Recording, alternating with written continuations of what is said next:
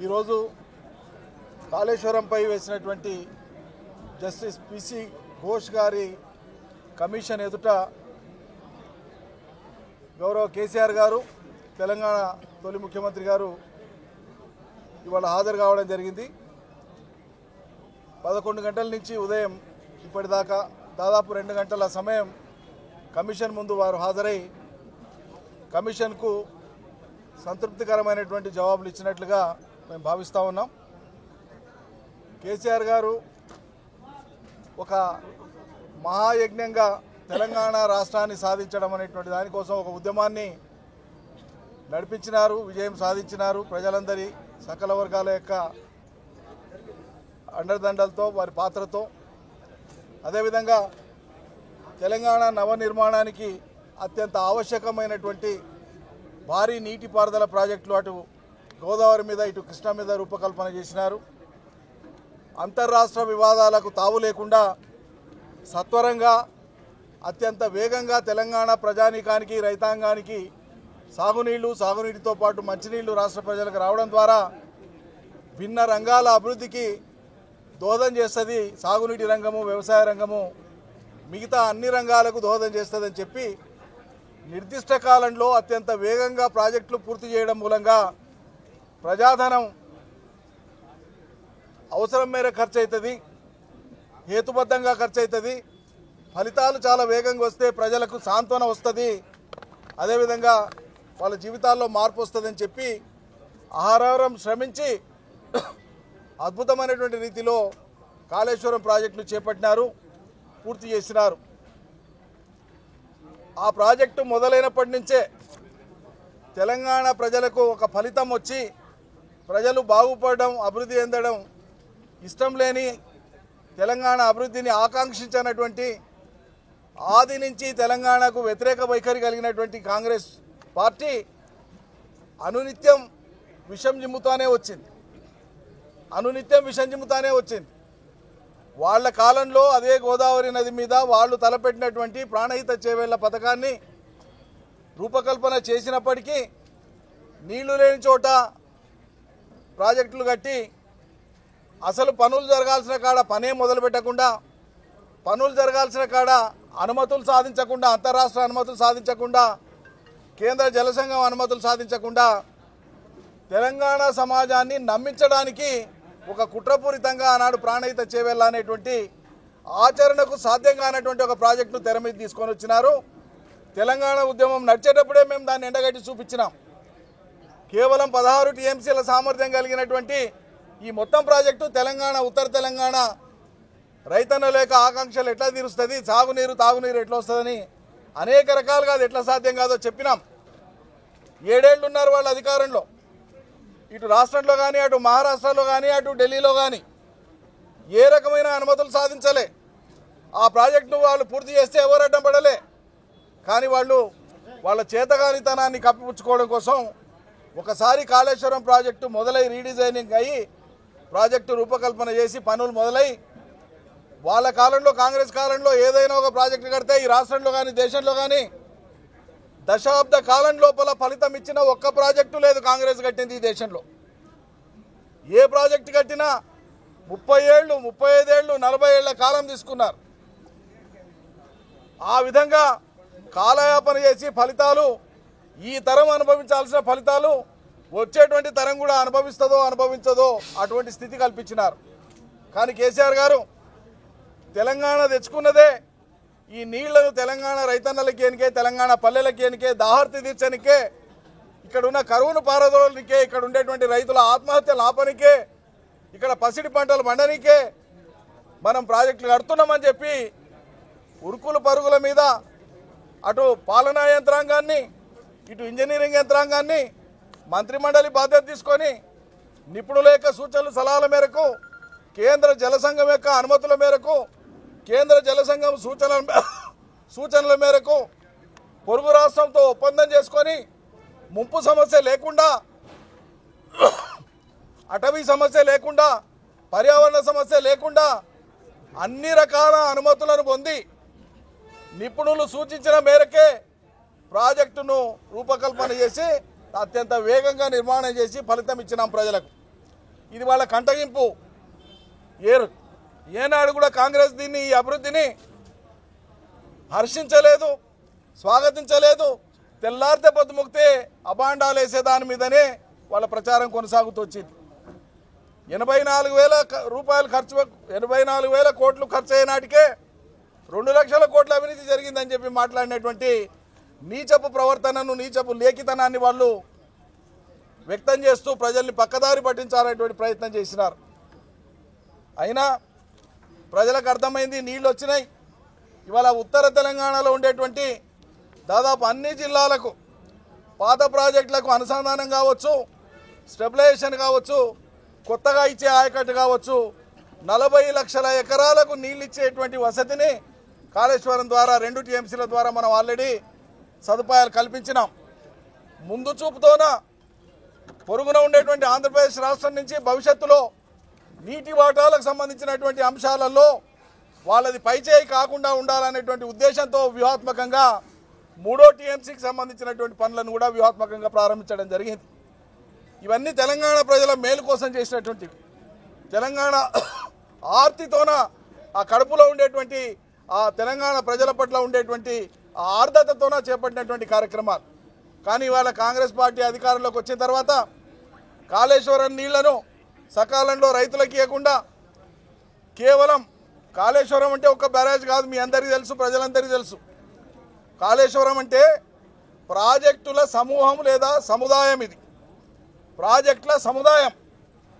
3 పెద్ద బ్యారేజ్లతో పాటు, రిజర్వాయర్లతో పాటు, అండర్గ్రౌండ్ టనల్స్తో పాటు, ఓపెన్ కెనాల్స్తో పాటు, పంపింగ్ స్టేషన్స్తో పాటు మైళ్ళ కొద్ది దూరం నడిచేటువంటి డిస్ట్రిబ్యూటరీ నెట్వర్క్తోన ప్రపంచంలోనే అత్యద్భుతమైనటువంటి ఒక మేజర్ లిఫ్ట్ ఇరిగేషన్ ప్రాజెక్టును ప్రపంచానికి సాగునీటి రంగంలో ప్రపంచానికి పరిచయం చేసినటువంటి ఘనత కేసీఆర్ నాయకత్వాన బీఆర్ఎస్ ప్రభుత్వం చేసింది అన్నాడు. దీన్ని హర్షించాల్సింది పోయి కేంద్ర జలసంఘ నిపుణులు ఆనాడు ప్రాజెక్టును సందర్శించి వాళ్ళు చెప్పినారు, it is an engineering Marvel అన్నారు. ఇంజనీరింగ్ వ్యవస్థలో ఇది మా అద్భుతమని కొనియాడినారు. ఆనాడు ఉండేటువంటి గవర్నర్ నరసింహన్ గారు పోయి కాళేశ్వరం దీని యొక్క అద్భుతం, ఇది భవిష్యత్తులో మానవాళికి ఎంతో ఉపకరించేటువంటిది అని చెప్పినారు. వాళ్ళు ఎక్కడో చైనాలో 3 గ్యార్జెస్ డ్యామ్ అనేటువంటిది చాలా పెద్దది కడితే ప్రాజెక్టుల రంగంలో ప్రపంచం మొత్తంలో చైనా ఒక అగ్రగామి అన్నట్లు, అంతకు మించి ఏం జరగదన్నట్లు అందరూ కూడా దాన్ని కొనియాడినారు. కానీ ఇవాళ భారతదేశంలో కట్టినటువంటి కాళేశ్వరం ప్రాజెక్టు ఒక తెలంగాణకే తలమానికం కాదు. ఇది భారతదేశ ఇంజనీరింగ్ నిపుణుల వ్యవస్థకు, సాగునీటి వ్యవస్థకు ఒక తలమానికమైనటువంటి ప్రాజెక్ట్ ఇది. ఈ గొప్పతనాన్ని జీర్ణం చేసుకోనటువంటి కురుసబుద్ధి ఉండేటువంటి కాంగ్రెస్ పార్టీ మొదటి నుంచి కూడా చేసినటువంటి తప్పుడు ఆరోపణలతోన వాళ్ళు కక్ష పెట్టుకొని ఓ కమిషన్ వేసి కమిషన్ ముందుకు కేసీఆర్ను పిలవడం ద్వారా లోకం ముందు, సమాజం ముందు ఆయననేదో దోషిగా నిలబెడదామనేటువంటి ఒక చిలిపి ప్రయత్నం అయింది తప్ప ఇందులో సాక్షిగా పిలిచినారు కమిషన్. ఇది గమనించాల్సినటువంటి విషయం. కేసీఆర్ గారిని ఒక సాక్షిగా కమిషన్ పిలిచింది. కమిషన్ యొక్క పరిధిలో మేము కమిషన్ యొక్క విధిని, కమిషన్ యొక్క హెడ్ను మేము సంపూర్ణంగా గౌరవిస్తాం. అదే సమయంలో ప్రభుత్వం యొక్క చిత్తశుద్ధిని మాత్రమే అన్ని సందర్భాల్లో మేము తప్పుపట్టేది, శంకించేది. ఏదైనా ఒక కమిషన్ వేసినప్పుడు కమిషన్ ఆఫ్ ఎంక్వైరీస్ యాక్ట్ కింద టర్మ్స్ ఆఫ్ రెఫరెన్సెస్ అంటారు. కమిషను నిర్ధారించాల్సినటువంటి అంశాలు ఏవి అన్నప్పుడు స్పష్టత ఉండాలి అక్కడ. ఆ స్పష్టత ఇవ్వకుండా కమిషన్కి ఈరోజు వాళ్ళు అంబిగ్విటీతోన, అస్పష్టతతోన టర్మ్స్ ఆఫ్ రెఫరెన్సెస్ ఇచ్చినారు. ఇది ఇట్స్ ఎ ఛాలెంజబుల్ మ్యాటర్. భవిష్యత్తులో కూడా ఇది ఛాలెంజ్ చేయడానికి ఆస్కారం ఉన్న మ్యాటర్. అన్ని వేగ అంశాల మీద ఇచ్చినారు. స్పెసిఫిక్ అంశం అంటూ దాంట్లో ఏమీ లేదు. అన్ని వేగ అంశాల మీద ఇవ్వడమే. అలిగేషన్స్ వచ్చినాయి, ప్రజల నుంచి ఆరోపణలు వచ్చినాయి, కొన్ని సంస్థల నుంచి ఆరోపణలు వచ్చినాయి, కొందరు వ్యక్తుల నుంచి ఆరోపణలు వచ్చినాయి. కాబట్టి మేము కమిషన్ ఇస్తున్నాం, కాబట్టి మీరు ఈ ఆరోపణల మీద నిగ్గు తేల్చండి అని చెప్పి కమిషన్కు వాళ్ళు టర్మ్స్ ఆఫ్ రెఫరెన్స్లో ఇచ్చినారు. అక్కడ స్పెసిఫిక్ రెస్పాన్సిబిలిటీ ఫిక్స్ చేసినప్పుడు తెలంగాణ రాష్ట్రమే కాదు, భారత ప్రభుత్వమైనా ఈ దేశంలోని ఏ రాష్ట్ర ప్రభుత్వాలైనా ప్రజల చేత ఎన్నుకోబడినటువంటి ప్రజాస్వామ్య ప్రభుత్వాలు ఎప్పుడైనా సరే ప్రజలు మ్యాండేట్ ఇచ్చిన తర్వాత ప్రజలకు ఇది చేస్తామని మనం మాట ఇచ్చి మొదలుపెట్టిన తర్వాత క్యాబినెట్ తీసుకునేటువంటి నిర్ణయం సుప్రీం, అది ప్రజా తీర్పు. క్యాబినెట్ నిర్ణయం అంటే ప్రజామోదం ఉండేటువంటి అంశం ప్రతిదీ కూడా. ఇది ప్రజాస్వామ్యంలో అందరూ అర్థం చేసుకోవాల్సింది. అది సమిష్టి బాధ్యత. అక్కడ ఎవరో ఒకరో ఇద్దరో వ్యక్తులు పాత్ర పోషించేది ఉండదు. ఈ ప్రాజెక్టు చేపట్టాలి, గోదావరి మీద కృష్ణా మీద ప్రాజెక్టులు చేపట్టాలి, నీళ్ళు ఇవ్వాలి.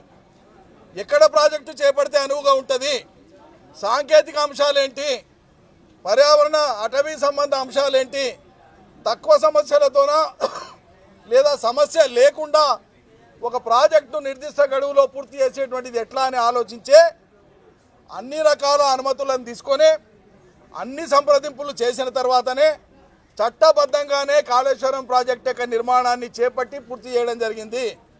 ఇందులో కోడిగుడ్డు మీద ఈక ఏరేటువంటి విధంగా 3 పిల్లర్లలో 2 పిల్లర్లు ఒకటి పాక్షికంగా 2 ఒక మోతాదులో కుంగితే ఆ కుంగడానికి ఉండేటువంటి ఇతరేతర శాస్త్రీయమైన ఆధారాలు ఏమైనా ఉంటాయా వాటి గురించి ఆలోచించకుండా దేవన్ నుంచే ప్రభుత్వాన్ని, ఆనాటి కేసీఆర్ ప్రభుత్వాన్ని ఎన్నికల కంటే ముందు దుర్మార్గ బుద్ధితోన దుష్ప్రచారం చేయడానికి ఎంచుకున్నారు తప్ప అంతకంటే ముందు జరిగినటువంటి ఏటూరు నాగారం ప్రాంతంలో జరిగినటువంటి భూకంపానికి సంబంధించినటువంటి ప్రభావం ఏమైనా ఉంటుందా, సాబటేజ్ ఏమైనా చేయడానికి ఆస్కారం ఉందా, లేదా ప్రకృతి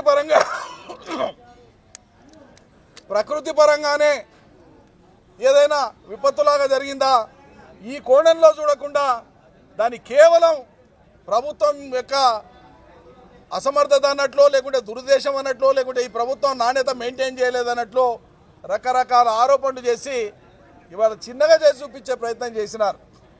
తెలంగాణ ప్రభుత్వం యొక్క గొప్పతనాన్ని, తెలంగాణ ప్రజల అద్భుతమైనటువంటి విజయాన్ని, సాగునీటి రంగ విజయాన్ని చాలా చిన్నగా చేసి చూపించేటువంటి ప్రయత్నం చేసినారు. ఇది చెల్లుబాటు ఏం కాదు. మేము అనుకుంటున్నాం సంపూర్ణంగా కమిషన్ రిటైర్డ్ జడ్జి గారు, సుప్రీంకోర్టు రిటైర్డ్ న్యాయమూర్తి గారు తప్పకుండా ఈ అంశాలన్నింటినీ పరిశీలించేటువంటి క్రమంలో హేతుబద్ధతను వారు తప్పకుండా పరిగణలోకి తీసుకుంటారని చెప్పి మేము నమ్ముతా ఉన్నాం. ఇది ఈ దేశంలో చాలా జరిగినాయి, మేము వాటితో పోలుస్తలేము, కానీ సందర్భం కోసం చెప్తున్నాం. ఈ ప్రభుత్వానికి ఉండేటువంటి కక్ష బుద్ధి ఎట్లుంటుందో అని చెప్పడానికి మాత్రమే చెప్తున్నాం. శ్రీశైలంలో పంపులు మునిగిపోయినా, కేఎల్ఐ పంపులు మునిగిపోయినా, ఒట్టెంలో పంపులు మునిగిపోయినా కమిషన్ వేసినా ఒకనాడన్నా మేము డిమాండ్ చేసినాం. అసలు ఇవి జరుగుతుంటాయి, మళ్ళీ ప్రభుత్వాలు రిపేర్ చేసుకోవాలి, ముందుకు పోవాలని ఉదాత్తత ప్రకటించినాం. సాక్షాత్తు ప్రధానమంత్రి గారు ఇనాగరేట్ చేసిపోయినటువంటి ఓ భారీ వంతెన కుప్పకూలిపోయింది. ఈ దేశంలో ఎవరో కాదు, సాక్షాత్తు ప్రధానమంత్రి గుజరాత్లో ప్రారంభోత్సవం చేసినటువంటి భారీ వంతెన కుప్పకూలిపోయింది. కమిషన్ వేసిందా కేంద్ర ప్రభుత్వం? రాష్ట్ర ప్రభుత్వం డిమాండ్ చేసిందా? మరి లేదే. అంటే మీ గత వైఫల్యాల కారణంగా తెలంగాణకు జరిగినటువంటి నష్టాన్ని తెలంగాణ రాష్ట్రం తేవడం ద్వారా పూడ్చే ప్రయత్నం చేసిన కేసీఆర్ మీద మీ కక్ష. తెలంగాణలో జరుగుతున్నటువంటి అభివృద్ధి మీకు కంటగింపుగా ఉన్నది. మీరు చేయలేకపోయినటువంటి పని అలా తెలంగాణ ప్రజలు చేసుకుంటుంటే ఓర్వలేకపోతుంది కాంగ్రెస్. అందుకోసమే అడుగడుగున కేసీఆర్ ప్రభుత్వం చేసిన పనులను చిన్నగా చేసి చూపించే ప్రయత్నం చేస్తుంది. కానీ ఇది ప్రజల హృదయాల్లో శాశ్వతంగా నిలిచిపోయినటువంటిది, చరిత్రలో ఎల్లప్పటికీ ఉండేది. భావి తరాలు కూడా కొనియాడదగినటువంటి ఒక ప్రాజెక్టుగా కాళేశ్వరం ఉంటుంది. మీరు ప్రభుత్వం వేసినటువంటి మీ కమిషన్ బాధ్యతల్ని, అబ్జర్వేషన్స్ని మేము తప్పట్టాం. కానీ ప్రభుత్వం యొక్క చిత్తశుద్ధిని మరొకసారి నేను చెప్తున్నా, దురుద్దేశంతో వేసినటువంటి మీ కమిషన్ ఈ ప్రభుత్వం యొక్క దురుద్దేశాన్ని, దుర్నీతిని మాత్రమే తెలియజేస్తుంది. అంతిమంగా ప్రజలకు జరిగినటువంటి మేలు ప్రజల అనుభవాల నుంచి ప్రజలు గ్రహించి ప్రజలు ఆమోదించాల్సి ఉంటుంది తప్ప కాంగ్రెస్ పార్టీ ఆమోదిస్తేనో వ్యతిరేకిస్తేనో ఒక గొప్పతనంగా ఏమి ఉండకుండా పోదు. జై తెలంగాణ. జై తెలంగాణ.